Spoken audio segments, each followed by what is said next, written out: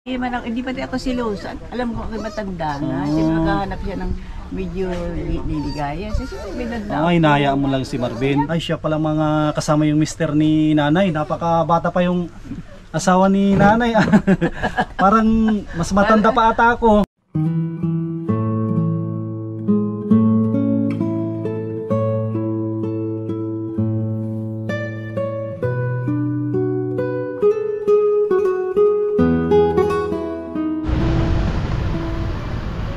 Ayan mga kalingap at mga kasama, mapagpalang araw po sa ating lahat. Yan, welcome back po sa ating YouTube channel. Yan, dito po tayo sa Kapalonga. May bibistahin tayo. May nilalapit kasi sa atin, sa mga kaibigan natin dito.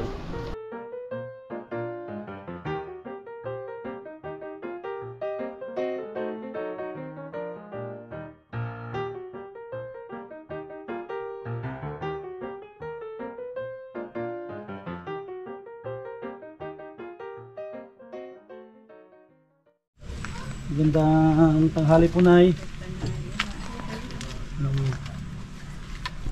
Yan mga kasama, dito na tayo kay Nanay Arceli. Yo naman, Diyos ko, tulungan po ako.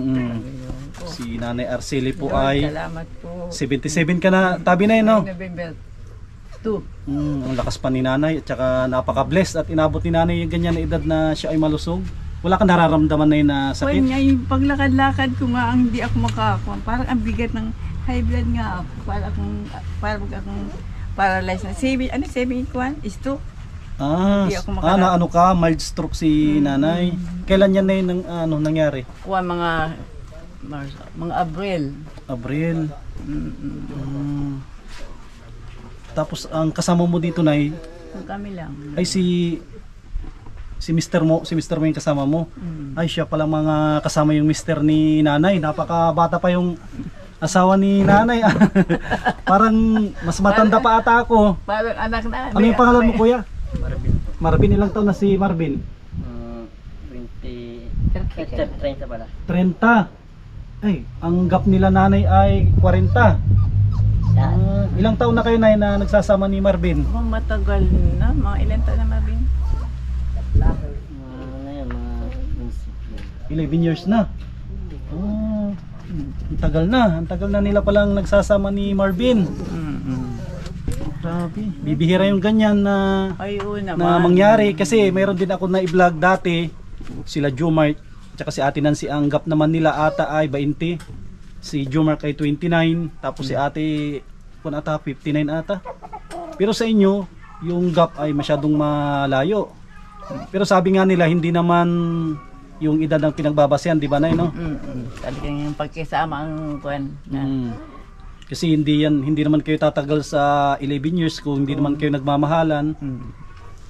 Paano nagsimula na yung panliligaw ni Marvin? May tiritindahan ako dyan sa kuwan. Parang naging kuwan ko lang siya. Yung suki. Tindera, may pitsasan ako. Parang siyang naging kuwan ko. Parang katiwala. Doon na simula ng aming kuwan. Doon na nagsimula yung love. Si Nanay tumakasama, tulad ng sabi ko, hindi basihan yung edad pag nagmamahalan. Tulad din yung dalawa, masyadong malayo yung gap. Ano yung nagustuhan mo kay Marvin, Nay, nung panahon na yun na...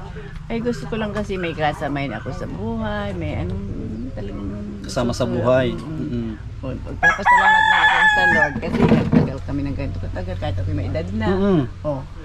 Kaya ako'y thank you sa Lord po. Okay lang, Nina, isali ko kayo sa vlog ko. Okay lang, Marvin? Okay. Kasi ang kuha naman natin dito ay makatulong sa mga, kasi may naglapit sa inyo na isa kayo daw na karapat-dapat na matulungan dito sa barangay ninyo. Pila kami sa barangay na katarangan ko. Tapos si Marvin naman, baka pwede mong ikwento, Marvin, yung kayo ni Nanay, yung paano nag-umpisa paano ka na-develop ka. Paano nag-umpisa yun, Mama? Kwento mo lang, huwag ka mahiya. Kung paano nag-umpisa yung yung kay Nanay. Kasi dati daw nasa sa tindahan. May tindahan ako dun sa tabing kalsada. Suki. So, naging suki mo siya na ano. Baka ang talagang pake niya ikaw, Nay, siguro. Ay, maganda naman ako nanay. Oo, ang tangos niyo yung nanay. Ay, ang kapal. Oo, kasi nanay, kung siya, anong kabataan nito. Ay, oo kung ito naman. siguro na yun, no. Baka sumali ka rin sa mga, kung ito yung sa pageant. Hindi naman, Nay. Hindi na. Pero may anak ka, Nay, wala. Meron, nasa Maynila nga yung mga anak ko. Ilan mga anak mo po pabayaan lahat? sa akin. Ilan po lahat anak mo? 5. Walang nagsusuporta. Wala. Grabe, buti na lang. Wala. Buti lang si Marvin. Oo. O paano yung Marvin? Paano nag-umpisa yung kay nanay? Huwag ka mahiya. Sabihin mo tungkol doon kay Pilmang ano. Yes. Ikaw na magkwento, Nay. Nahiya si Marvin. Kasi first time lang namin kasi magpunta dito. Basta nagsimula yan sa naging katiwala mo sa tindahan. Ang umpisa niya ganito. Ay may pinsan ako, may pinsang buo ako, kajis mo ko. Tapos ay dating ko niya, suki niya. Gusto ko yung girlfriend niya. Ngayon, nagkuhan siya, kararating niyang galing Maynila. Sabi din sa akin, pinsan, tayo magiinom tayo. Malakwan pa ako nun. Meron na niya akong pinanser. Eh di okay, punta kami sa video okay doon sa Lagpan. Eh di okay no. Yun, tapos sa akin na siya na, gusto ko yung namaling na napalipat ang pansin niya sa akin. O yun, di, gano'n na lamang. Kuha na rin kami ano. May parang ibig sabihin, parang meron siya sanang liligawan na iba. Dati na. Pinakilala ako sa kanya. O, ako ang napaggumalingan. Tapos si Marvin, pero ano yan, marami na rin ako napanood sa TV, pero ngayon lang sa personal na nakita ko ng yung gap ng edad ay masyadong malayo. Pero ang mahalaga nga dyan, yung sabi ko, yung pagmamahalan. Tapos ano yung trabaho mo, Marvin? Sa kuprahan. Dahil nga nangangawit kami. Nangangawit. Inana lang ako ni Kuya Kulot. Tinawag lang ako. Sandit lang daw. Tapos ito na sa asawa mo to dati? O sa magulang? Magulang? Pa na rin, talagang... Kuha na bagok na? Luma na rin. Naglaga bagang pangkwan doon. Naglaga na bagay. Kuha na nga hayop. Wala nga ako maipakusabi pa na tayo maano. Ay siya naman ay gayo-gayo lang. Kita na niya. Ano, araw-araw din yun, Marvin? Araw din yun. Araw-araw na nagkakawit kayo? Hindi naman. Hindi mo masyado. Tawagin naman siya, yung may hinalang araw niya. May time talaga din o may panahon na walang hinyugan. Wala. Yan, grabe, saludo ako kay Marvin kasi siya yung naghahanap buhay. Si nanay sa bahay na lang. Oo, tulad nga ito nung magkasakit ako. Siya ang nagsakripisyo sa akin sa hospital. Wala yung mga anak ko. Oo. Siya ang lahat ng nagastos. Hindi naman. Siya ang nagbantay. Siya ang upan. Ay wala naman siyang kitang malaki. Di, hihingi na lang sa kuhan. Tulong-tulong na lang. Kaya gano'n na lang. Nakarating ako sa ganito. Yan. At taga-bahay na lang ako. Hindi nga ako. Kaya ko naman yung paglalaba, hindi nagwawasin. Siya ang tagalaba. Sakripisyo sa akin. Yung anak ko walang pag-aasa. Gusto. Bakit Walang suporta. Wala. Buti na lang may nakilala kang isang Marvin na masipag. Si Marvin pala ka-brother ko rin ito, sa Guardians. Nakita ko sa may karga din siya. Guardians din si Marvin. Inaano nga siya, sabi wala daw trabaho, bakit nagtsatsaga ako? Wala daw, ang trabaho talaga niya, pang lang, pang araw lang, may kainin lang kami, may ano. Nakasali siya sa Dolly, yun. Pati sa Dolly si Marvin. Kasali Sipag. Tagal naman. Matagal yung sweldo. Matagal, wag ko lang sweldohan. Matanong ko lang, Marvin, bago naging kayo ni nanay, meron kang parang naging kasintahan din? Mga tao dito, kaedad mo lang? Ay, may dali. May edad din yan. Ay, may edad din? Mga ilang taon na yun yung dati? 60 yan eh. Ay, 50 plus? 55? Senior na rin? O, sabihin natin ng mga 60. 60. Si Marvin, bakit ayaw mo sa medyo, kaedad mo, bakit ayaw mo? Hindi marunong sa bahay? Lalayasan ba siya? Lalayasan siya. Si Marvin, may tsura si Marvin, Ay, gwapo. oo naman. kaya nagustuhan din. Kaya nagustuhan din ni nanay kasi si Marvin, may tsura din si Marvin. Tapos isa pa dyan, masipag. Masipag din. Ang mahirap nga yung walang permanenteng trabaho. Kaya lang, pag may tumawag sa kanya, yun, yan. Kaya hindi rin kami na pag-araw-araw na puputol ang kwan.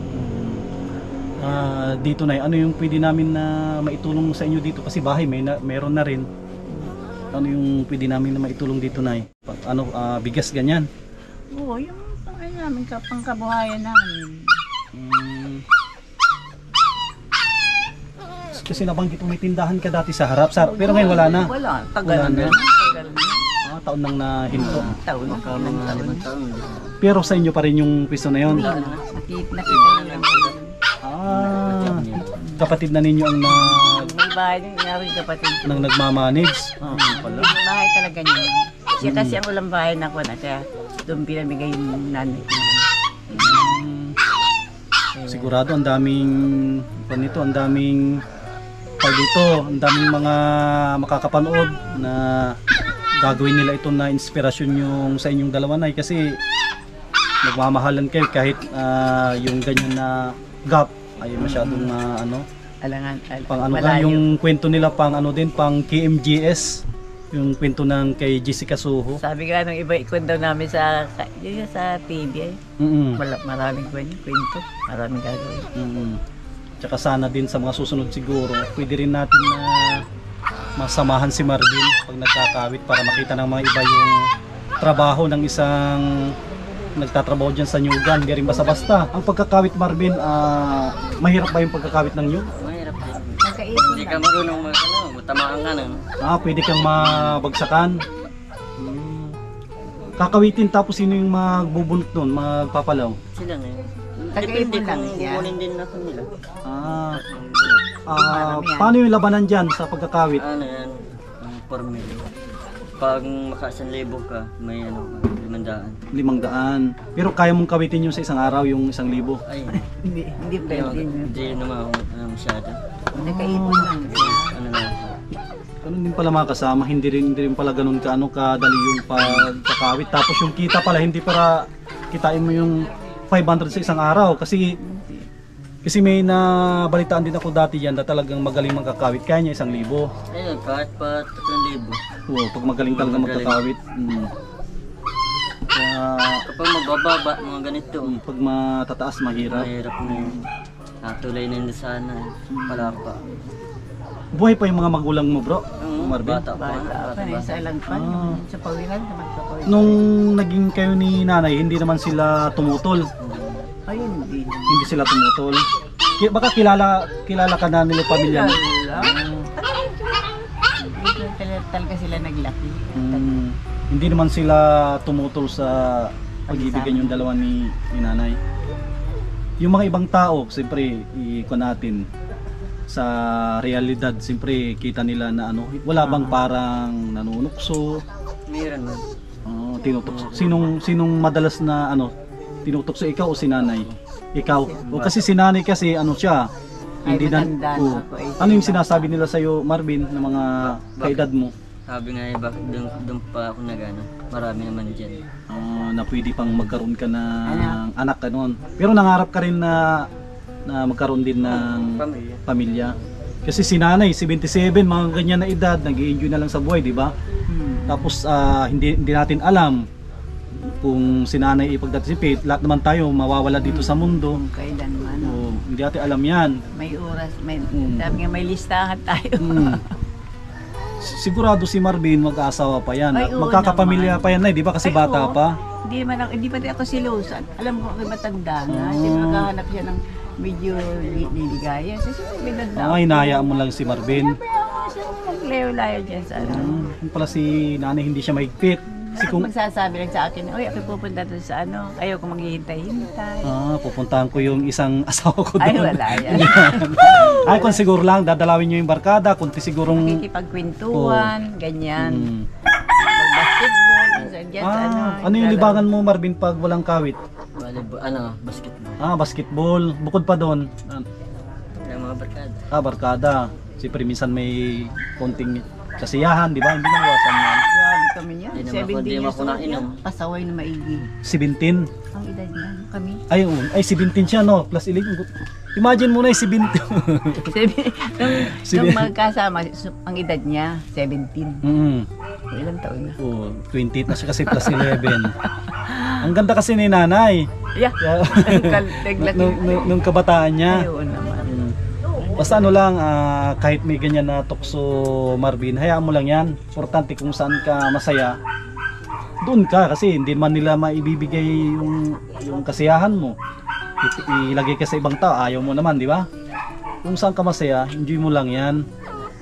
Kahit ako kung ako yung kapitbahay mo, hindi kita tutuksoy, nahangaan pa kita. Kasi may mga iba dyan na mayroong ng asawa, may mga anak, hindi naman pinapakain, pinapabayaan. Palipat-lipat, ito naanakan ito, iwanan, lipat na naman. Mas mabuti ng ganito. I-imagine mo 11 years, parang si Jumark na 11 years na rin sila na ganyan na nagsasama. Mga kasama, isa rin ako na kumanga sa kanilang dalawa yung kanilang kwento ng pagmamahalan. Kahit yung gap ay ganyan, nandiyan pa rin yung pagmamahalan ng dalawa. Mabigay ako sa inyo na yun ng kaunti na tulong, pambili lang na ng bigas.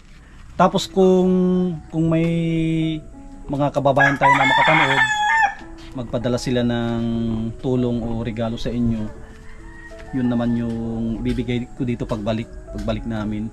Kasi sa bahay, alam ko hindi naman wala namang problema dito sa bahay nila. Ay, natulong na rin ito. Light-side ng kuwan na. Maganda kasi hindi na sige, mabigyan ako kay nanay ng konting pantulong. Tapos sa pagbalik ko, may bigas pa kayo dito, Marvin? Wala na? Hindi naman kami nawawalan. Sige, pag madala din ako dito ng bigas pagbalik ko. Ngayon, magbigay lang ako ng konting pang budget nyo. At yung sinweldo natin, yan naman yung hinahati-hati ko sa mga pinupuntahan ko. Ito na, galing sa akin to na tanggapin mo na. Pangbili nyo ng kahit ano yung gusto nyo. Para mayroon kayong pang budget. Salamat, kulot. Nalalaman kasi ang buhay namin yan. Ang naglapit po sa atin si Kuya. Ipakita mo si Kuya. Kuya Mario. Yan. Mario Dineros. Yan yung scouter natin dito sa barangay. Ano barangay? Barangay Alayaw. Yan po yung scouter natin sa barangay Alayaw, si Kuya Kulot. Maraming salamat sa kanya. Kasi importante yung mga scouter kasi mahirap ang maghanap ng tutulungan. Kasi sila na andito na nagmamalasakit sa kanilang mga kabarangay, nilalapit sa atin. Yun ang pinupuntahan ko. Kasi kung mag-scout tayo dito, hindi natin alam na may dito sa, di ba? Pag dyan ka sa harap, hindi mo makita na may mga pwede palang tulungan dito sa likod. Kaya maganda ito na mayroon tayong mga scouter. Kaya yun na lang na basta at saka pabalik-balik naman kami dito. Lalo na mga December, may mga sponsor akong gustong regaluhan yung mga tinutulungan ko. Tapos doon sa mga manidi, meron din mga regalo. Basta ako huwag kayo mag-alala. Hindi naman ito yung huli na pagpunta namin dito. Siyempre, huwag sana mamanda ako mag-ganon. Mahaba pa ang buhay mo, Nay. Basta lang, kung ano yung bawal, huwag mo nang kainin. Kung alin nga yung bawal, masarap ay. Yun lang. Sige, salamat kay Nanay Arceli tsaka si kay Marvin, kay bro. Pinaulakan nila tayo makapag-interview dito at mayroon tayong kapupulutan ng magandang aral sa kanilang dalawa. Yan, maraming salamat sa mga minamahal po natin ng mga sponsors na walang sawa. Maraming salamat sa may pabili kami ng pangailangan namin sa buhay.